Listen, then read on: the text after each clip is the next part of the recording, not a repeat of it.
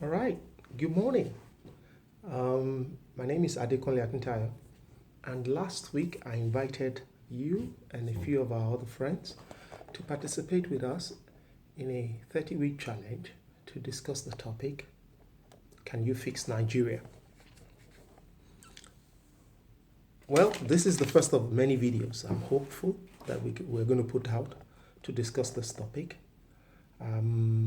I've appointed myself, or I've selected myself and a few of our friends to discuss this issue. But before we start, let us lay some ground rules. I think it's important, again, to reiterate the fact that when we discuss this, I don't think that it serves our purpose to get into name calling, to abuse people, and to be partisan. It's obviously not helping other countries. It's not helping the US at the moment. It's not helping the UK, and certainly will not help us. So I want to please encourage everybody who's going to participate to avoid name calling and to avoid getting into partisanship. That's one. Number two, I want to correct the impression or the notion that the people that we are protesting against today are completely oblivious, or they are inhuman, or they don't want to understand what the problem is. I always say to people, many of the people who are leaders today also protested. I'm saying this from the Nigerian context anyway. You will look at somebody like some of the people who are leaders today who are protesters. I remember 1993, 1992, 93, and 94 when we had the Abacha regime. People like Dr. Kayode Fayemi, who is governor in Ekiti today, ran Radio Kudirat. Babafemi Ogudu, who is a senator today, had several times arrested, flee. They protested. They kept the flag flying. Senator Bola Ahmed Tinubu did the same. It not only fund, he stood up, he made many speeches, he did a lot of things. So I don't want to go away thinking that the people who are in leadership today are oblivious, or they don't know what the masses are going through. They do. Many of them have been part of these masses and are part of this movement before us. I still see people who were protesting then who are protesting now. I was in the University of Lagos when Segun Mayegun was president of the student union, and he handed over to Showore, who today again is popular with all the Sahara reporting and all of that. So protests will always be there. It's one thing to protest, it's another thing to make the best of it. The reason I've put up these videos, or I'm going to try and put up this video, is to make the best of the protest. People have been protesting forever. Forever. There was French Revolution, American Revolution, there was this Cuban Revolution, Venezuela. People talk everywhere. Talk is cheap. Protest is easy. Yeah? And please don't get me wrong, I'm not saying we shouldn't protest. We should definitely protest. Definitely, definitely, definitely. Protest if things are wrong. But it's not adequate, it's not enough to protest. It is much, much better to have a plan after. So that's what this set of videos are going to try and address. Addressing issues that affect Nigeria and how we can change them. And hopefully it will be helpful. It will be helpful to people just to get discussing. Somebody might watch this and think, okay, maybe I have new ideas. So I think it's important that we do that. Now, before we start these videos then about what we think the solutions can be, I'm not saying that this is exactly what the solution should be. I don't think there's anybody who can say he has all the views or what everything should be. But before we start making the videos and telling ourselves what the solution should be, I think we hold ourselves a duty of discussing what the problems are. And I think the very first problem about Nigeria really is the fact that we don't make enough money. Now, that will sound strange to a lot of people. But like we say, most of the money that we make, maybe depending on who you want to believe, whether it's the government or the press or the media, between 80 and 90% of the money that country makes, foreign exchange, comes from oil. So let's do a quick, simple calculation. In 2020, Nigeria is making maybe 1.5 million barrels of oil per day. 1.5 million barrels of oil per day. at $30 per barrel. So that's 45 million a day. $45 million a day. Okay. $45 million a day at 360 days a year. Because basically we don't do in oil and gas, they don't talk about having 365 days. You have what they call an uptime. Yeah. So let's assume 360 days. I'm putting down my calculator in a minute, and let me just see what my calculator would tell me. So if you put 365, you put 45 million, yeah? If you put 45 million times 360, what is that going to give you? 45 times 360, that gives me about $16 billion a year. $16 billion a year for 180 million people, yeah? For 180 million people. So you divide that by 180 million people, yeah? That tells you that per annum, $90. $90. The revenue that Nigeria makes is $90 per person, per capita. So anybody who tells you that this country has money is lying to you. We don't have money. We don't. This is the first thing that we need to understand. Okay. So the revenue is not good. Now there was a time when this oil sold at 120 and 143. But like we said, we're not going to go into partisanship and complain and say this is what somebody else should have done. We are where we are today and we need to deal with it. First thing, we need to realize that the money is not there. Now, Okoje-Iweala, the lady who was our finance minister, said that we were having 85% recurrent expenditure. I remember, now this is also not new. My father was a civil servant in the 80s and in the 90s. And as far back as 80s and 90s, Nigeria was already using 80% of any state. They were using that to pay salaries. There's no country, just think about it, it's like your home. If you have a home, and out of every 100 naira that you make, you are spending 80 naira to eat or to pay rent, you cannot make progress. I'm sorry to say, it's impossible. Because once you take 80 naira out of 100, you are left with 20. There's nothing that you can plan with. So this is the first thing. We need to understand that we have a revenue problem. Okay. Now, more than the revenue problem, we have a bloated civil service. This is the second thing.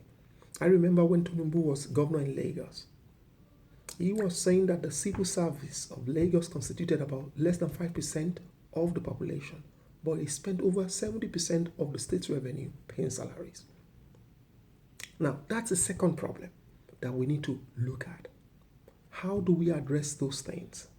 There was a panel by Mr. Oronsoye to look into merging parastatals, to reducing the size of a national assembly, to reducing this, that, and the other. Now, panel after panel have not been able to implement these things. So we need to understand that our revenues are very low, our expenditures are very high. Okay, so this is item number one. Secondly, we have this COVID problem.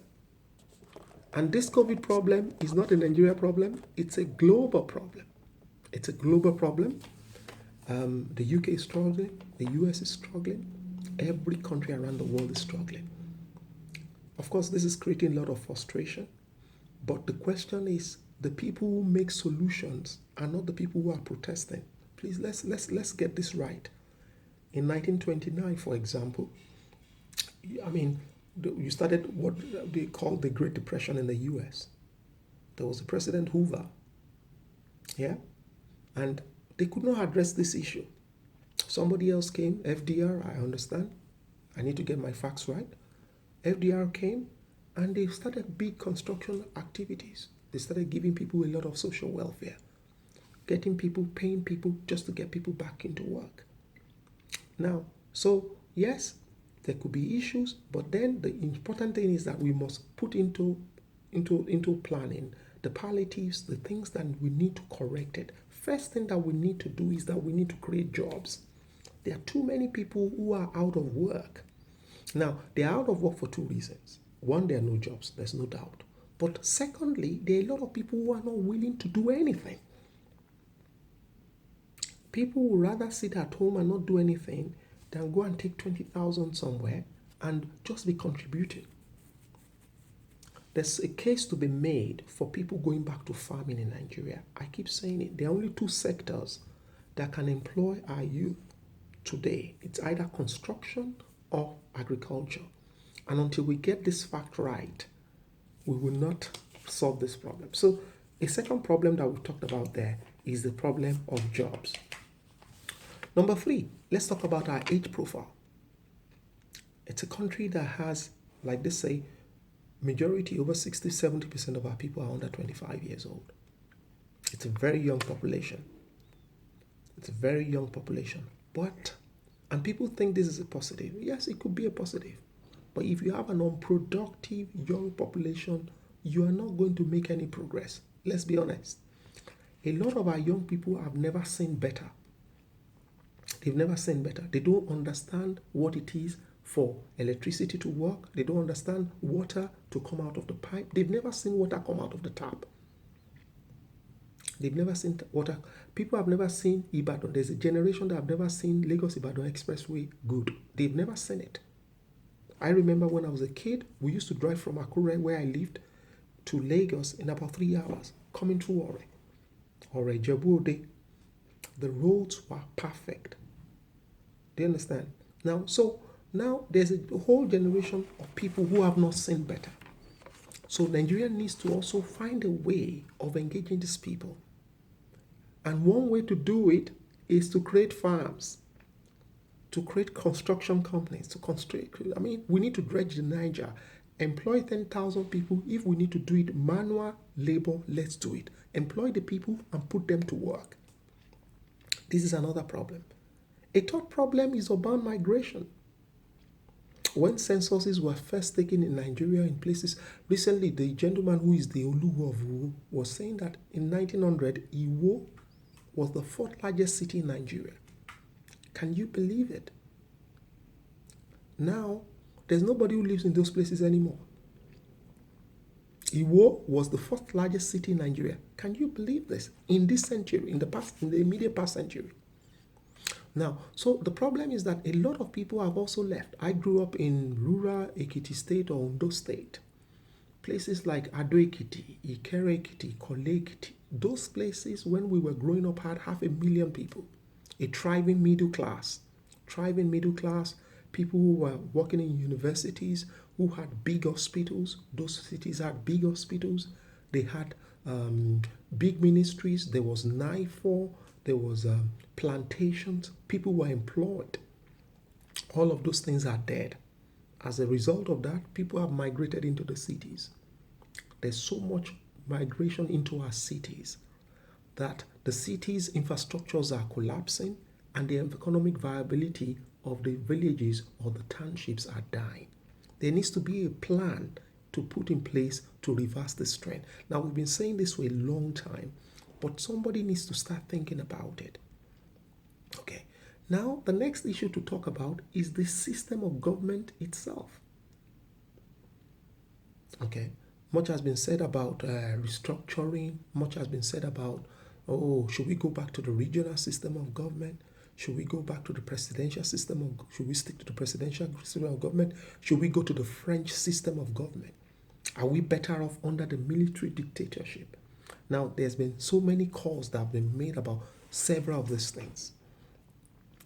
And to be honest, I'm not sure that there's no system that doesn't have its own issues. Each of the systems have their problems. This presidential system that we are having for sure is very expensive, it's unitary, it overconcentrates power. And therefore, a lot of places cannot make progress. So there's definitely a need to change that. There is a need to change that. But also keep in mind that there was a reason we moved away from the parliamentary system in the first place. In First Republic, Nigeria had a parliamentary system. The problem was that there was acrimony and a tussle between who was president or governor general, as the case may be, and the prime minister. Who reported to who? Who does the military report to? Who does the police report to? Now, those issues are there. Is the prime minister himself strong enough to take decision? Are the regions too powerful? So those issues have always been there. There's no system that doesn't have its own drawbacks. But we need to sit down as a democracy. Now we've been in democracy for almost 20 years, or for 20 years, in fact, 21 years.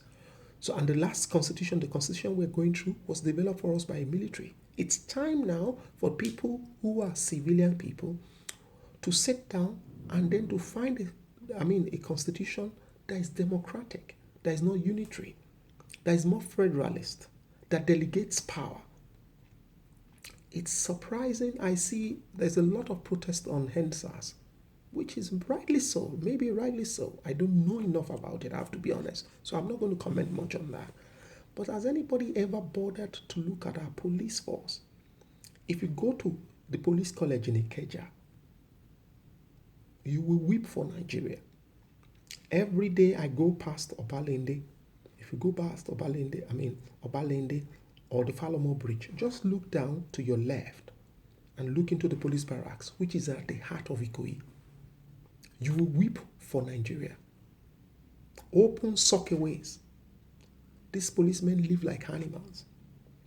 Now, so the problem is, are we sure that the federal police is still the solution to our problem? Somebody needs to talk about that. Okay. Then there's the lack of strategy in general. There's a big lack of strategy. If you look at what has always been our problem, in the 70s we had the development plans. We had the development plans, for example, that delivered for us Ajaokuta, Oshogbo Steel Rolling Mill, Jos Rolling Mill, Delta Steel. All of that was part of a particular development plan. Where are we with those things today? I know they are no longer fashionable, but did they work? Yes, they did. It was the development plan that gave us all the universities. So now there's also a big problem about a lack of strategy. People are just doing things. And again, that's another thing that we need to look into and correct if we're going to be able to make a solution. Finally, I'm just going to end this first meeting again by reiterating that over this next 10, 20 weeks or so, or 30 weeks, if we're able to, I want to take each of those topics one by one, and we're going to be talking about them. We're going to be talking about restructuring. We're going to be talking about our health sector, our educational sector, transportation sector, agriculture. Can we go back to agriculture? What we need to do for police and security, what we need to do about our financial services, what we need to do about our political party systems. All of these things we're going to have to discuss. And I'm hoping that as we discuss these things, you will feel free to send me your comments. And hopefully, who knows, we might be able to put something together and make recommendations to people in government to see how we can change our country for the better. We need to stop complaining about Africa. Africa needs to get back on its feet. Africa, the entire continent, whether it's Ghana, in Nigeria, it's the same. Central African Republic, Zimbabwe, we are all in a collapse.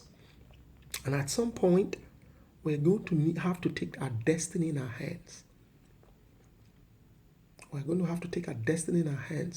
We shipped out all our people previously to the US, to the Caribbeans. That second migration is happening. Everybody in Nigeria, our entire middle class, our professional class, our doctors, our lawyers, they've all moved out to Canada. They've moved out to the UK. No country makes progress without this professional class. So please join us over this next few weeks. Let's discuss this and send us your comments, send us a video if you can, and let's hope that we can make a difference in our country.